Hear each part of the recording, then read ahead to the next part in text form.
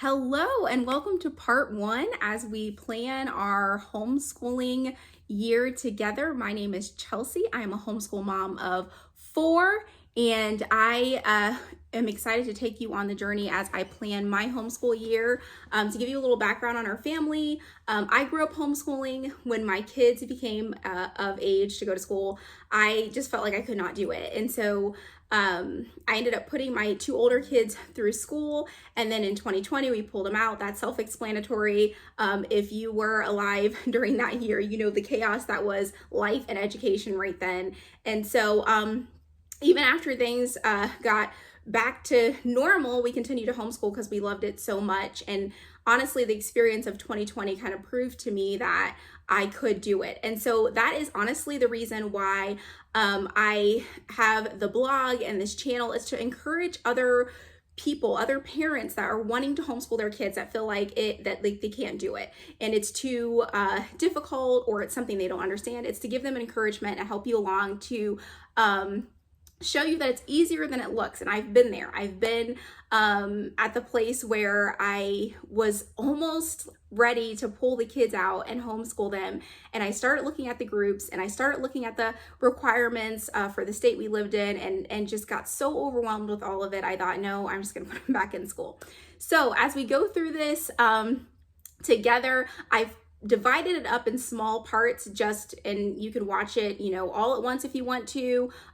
When these are released during virtual homeschool week in 2024, they'll be released day by day. And I did that just so it wasn't so much information at once. And also it will give you an opportunity to kind of work alongside me day by day, because I definitely don't do this all in one day. I do it over time as I prepare for the school year. And this is 100% just a guide for you.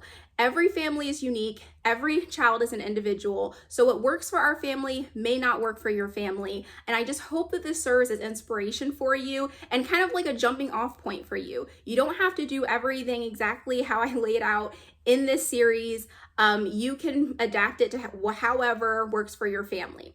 I have provided a free PDF for this. It's the one I made up for myself this year. Every year I make up something similar to this. It's changed and adapted over the years as we've homeschooled, but it's something that I really feel like is helpful to me. And so I have put that as a resource under this video, and then also on the virtual homeschool week page for you to download and use. It's completely free of charge. I hope it's helpful for you. And even if you want to just kind of like adapt it to what you're doing and use it as a guide to come up with something that works for your family, feel free to do that too. The first thing that I will do before I jump into curriculum, schedules, we'll get there at a later point. We'll talk a little bit about curriculum today, but schedules, that will be for tomorrow. But the very first thing I do when I'm planning for a homeschool year is to start with kind of the end in mind. That was advice somebody gave to me when we first started homeschooling, was to always start your homeschool journey with the end in mind. So what is your ultimate goal for your kids when they graduate? So I don't necessarily do that every year. Like I have a general goal that I want my kids to meet. I did that at the beginning of our homeschool journey, but I revisit it and I evaluate how we did the year prior. And then also I kind of look at, okay, for this specific year, what are my goals for my kids? So at the end of our schooling season, we're year-round schoolers. So the end of our school season is kind of like when we're finishing up our books and those last few lessons. I usually try to sit down with my kids just to kind of see what they thought of the curriculum, what they thought of the school year, the things they did, and get their feedback. And so I just, at this point, reflect on that.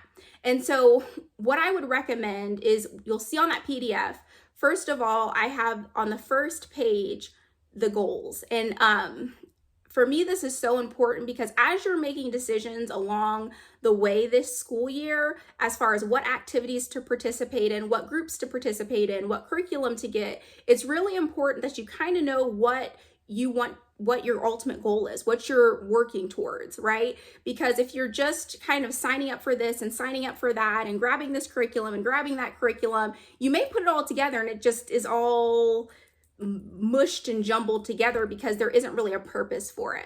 And so when you're beginning a new school season, or if you're beginning your homeschool journey, you really want to make sure you're beginning with a purpose in mind. What is your purpose or reason for homeschooling? First of all, if you're starting your homeschool journey, or if you haven't done that, really think about it. For us, our goal for our kids was for them to be well-traveled, to experience the things that they were learning, and to just be around different people and learn how to interact with them and how to serve. Like, that is our biggest thing as a family and for homeschooling. That was my biggest reason for pulling them out of the public school system, is that I wanted them to, we went to Williamsburg and we were studying about colonial America. Like, I want them to be submerged into their learning, and I want them to be able to take ownership of their learning. And I felt like when they were in school, we couldn't do that. And now that we're homeschooling, they have that opportunity. That's really a huge thing for me.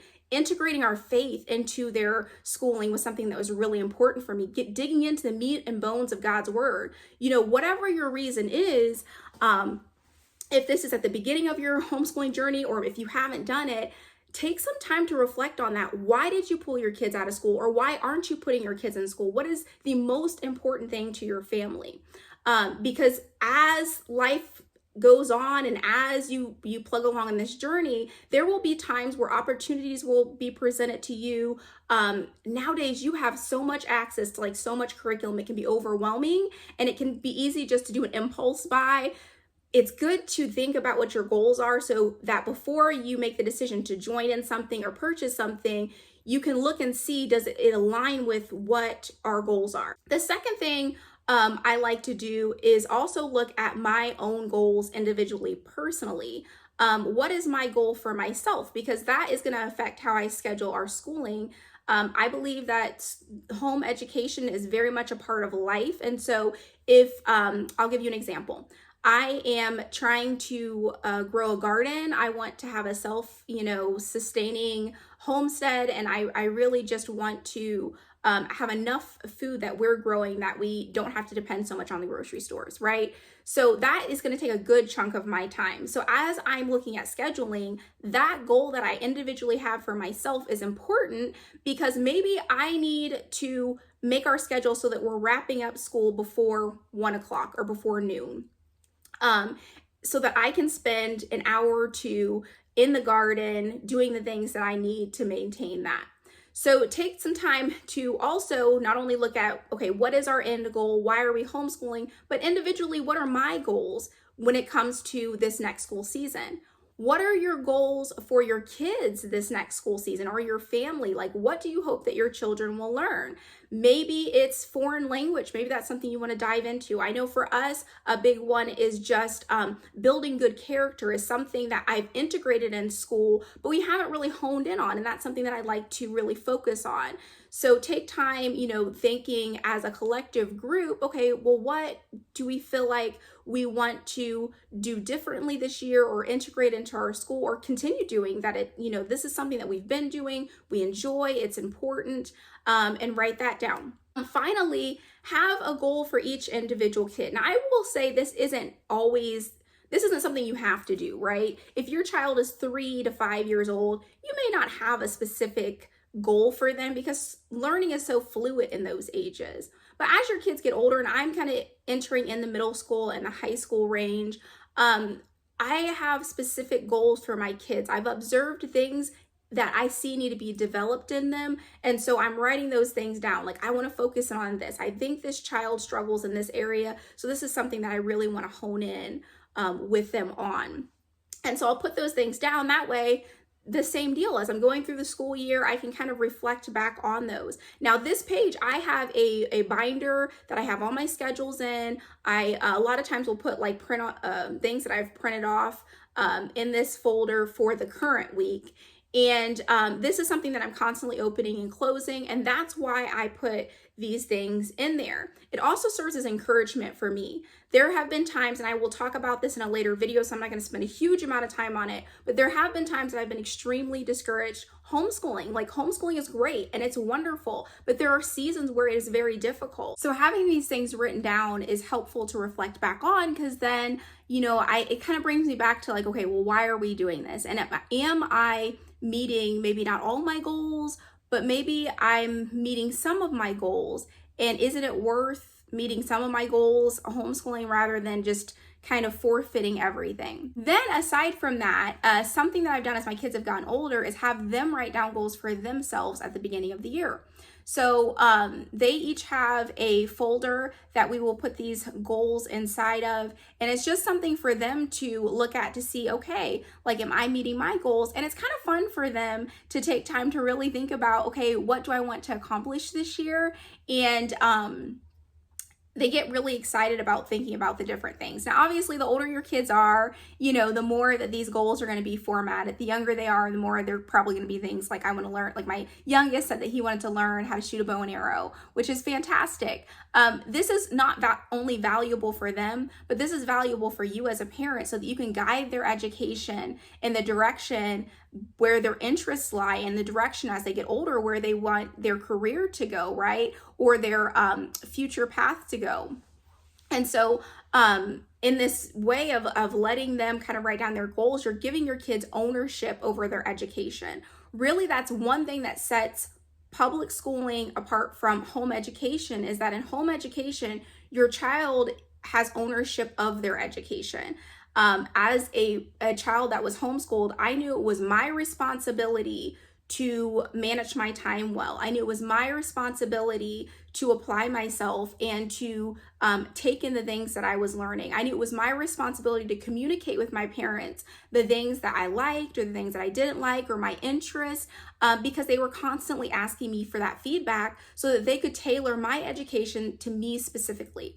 And that is one of the most beneficial things. Like, honestly, when we were kind of on the fence about transitioning our kids to homeschooling, that was something that I thought about, is the fact that my education was always tailor-made to me when I was younger. I homeschooled from the age of 9 until 18, and my parents were really good at making sure my education fit me as an individual and a person. I feel like that's been beneficial to me as an adult as well. And so when we were looking at that transition, that's something I wanted to offer my kids. So allow your kids to come alongside you. I think sometimes as homeschooling parents, we feel like we have to have it all together. We're a teacher, right? And we're gathering the materials that we're supposed to shove into our kids' brain, when in reality, we need to bring our kids alongside us. Like, it's their education, it's their life. Now, you can't follow your kids' lead on everything, right? I have several kids that if it were up to them, they would never do math. They just don't see the point in it. Obviously, me as a parent, I know you have to know how to add, subtract, multiply, divide, how to count money, how to give change. There are just things that mathematically in life you do need, even though they may not see the value in it. But by and large, give your kids a say in the things that they do and they don't do, or the areas they really hone into. This goal sheet is really helpful for that, because it kind of gives you a glimpse inside of your child's mind as you're planning for your upcoming school season.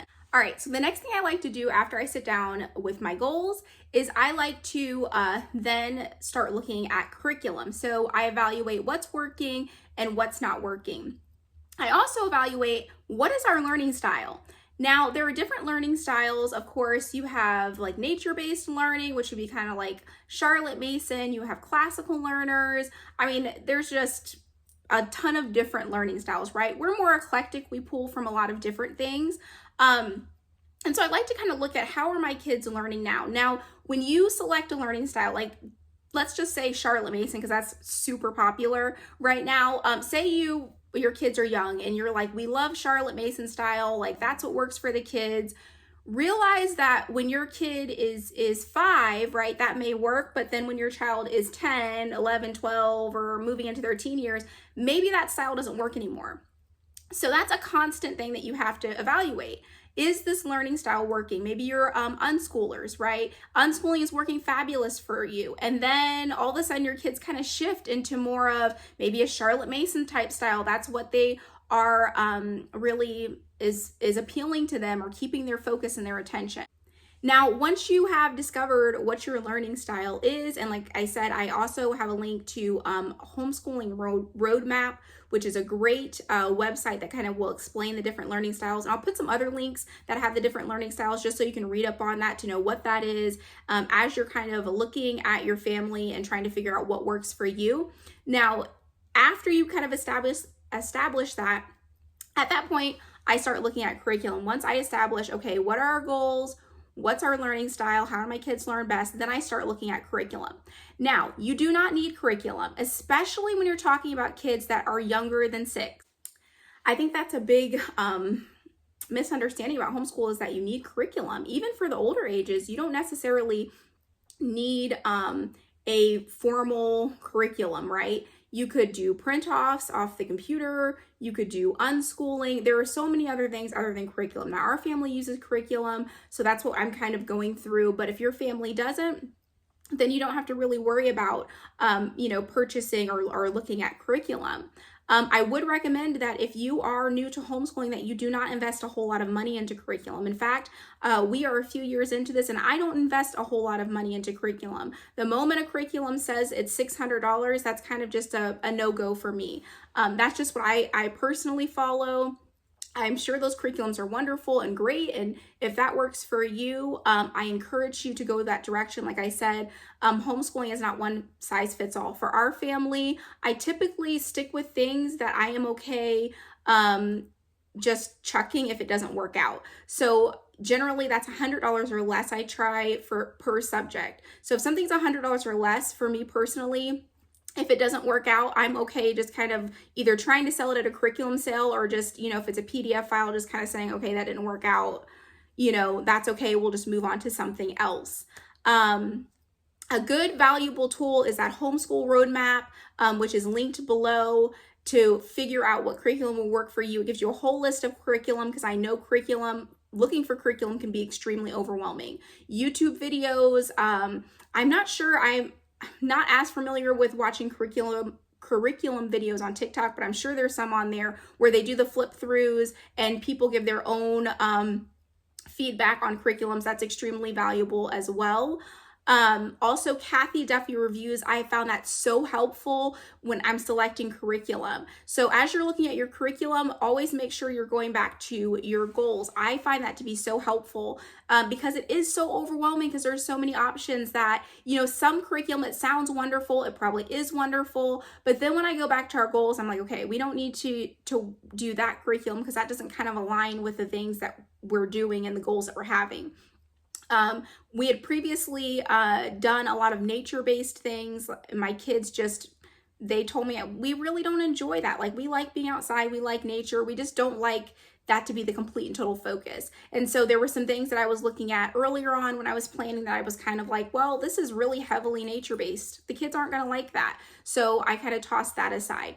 Having those goals will really help you to narrow down your curriculum choices. And then, in my opinion, and I know this, is different for everybody, picking curriculum that you're okay kind of tossing out if it doesn't work, that you're not making a huge investment in, I have found to be really, really helpful.